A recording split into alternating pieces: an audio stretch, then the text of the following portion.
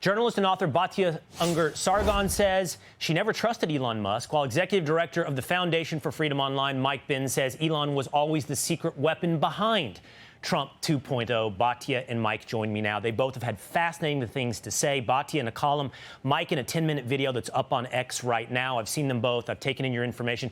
And I think both of your points of view are fascinating. So Batya first, you say you always saw this. You see the problem not just with personalities, but ideological. Yeah, thank you so much for having me, Will. I'm so enjoying your show. I watch it every day. You're just doing an amazing job, and you're such a patriot. Thank you for everything you do. Yeah, there is a huge ideological chasm separating out the tech bro right from the MAGA movement, whether it's on immigration, on foreign policy, on economics, or even on social issues. There is not just a lack of overlap, but a conflict. Elon Musk loves China. His supply chain is in China. His fortune exists at the largesse of Xi Jinping, and he's constantly saying obsequious things about the CCP.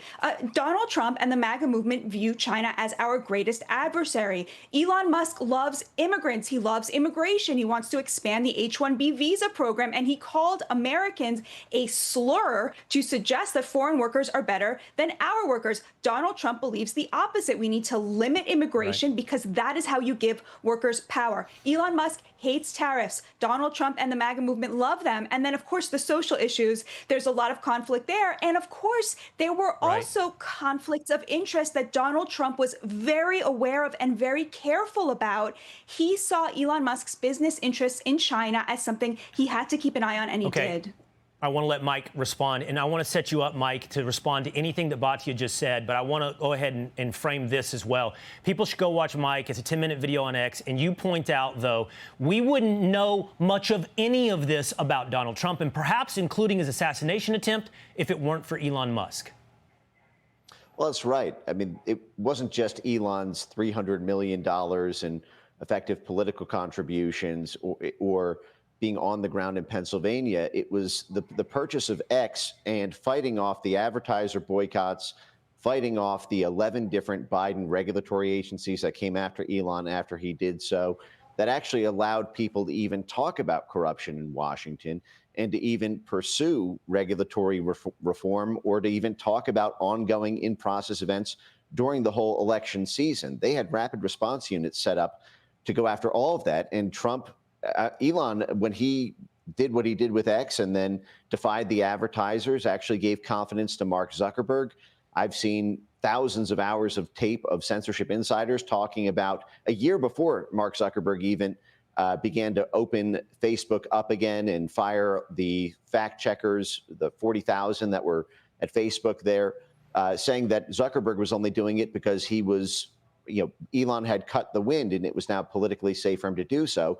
And also, there's the whole business and investment community. The fact is you do need a coalition to govern. And I totally agree with Batya's point that there is an ideological chasm that exists between Trump world and the sort of tech bro right. The issue is you need a sufficiently large coalition in order to both take and hold and govern. And if you lose this element of it, you end up alone. And when Trump won was alone, not very much got done. I think this back and forth, by the way, is worthy of an hour. Unfortunately, I'm down to 2 minutes now. We've had breaking news for the first half hour. So I would love to give you both 60 seconds now to respond to each other's points. Batya, you heard Mike lay out his case. I'd love to hear your response. I think Elon Musk thought that he had bought the president effectively, and he was hoping to get a lot of business opportunities out of his closeness with the president, whether for his AI company or through China. And I think what he learned was he hadn't bought the president. Donald Trump cannot be bought. He had been invited to join a mass populist, multiracial working class coalition, and that was an honor. And he did not realize that and kept trying to pursue his own interests. And I think that that is a bit of a shame. Mike?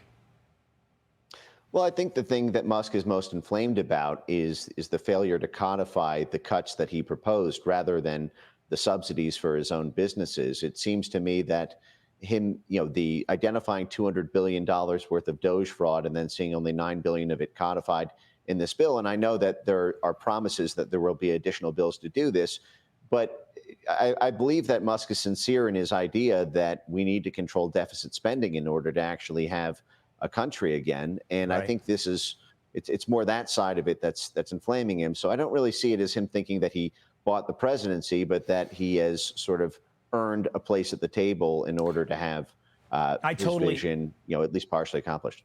I totally see Batia's point about the ideological divide, as do you, Mike. I also see what you said, that Doge represented real hope. I saw you say that. Doge represented real hope to a lot of average Americans that you could actually reform government. And it is disappointing the level at which it's been implemented at this point. The truth is these two have been great for one another. And it's something that I wouldn't put it beyond the realm of possibility, might still be great for one another, not just for our past, but our future. Batia Ungar-Sargon, Mike Benz, thank you guys so much. God bless, Will. Thanks, Thank you. All right. Hey, it's Will Cain. Click here to subscribe to the Fox News channel on YouTube. It's the best way to get our latest interviews and highlights. And click to subscribe to the Will Cain podcast for full episodes right now.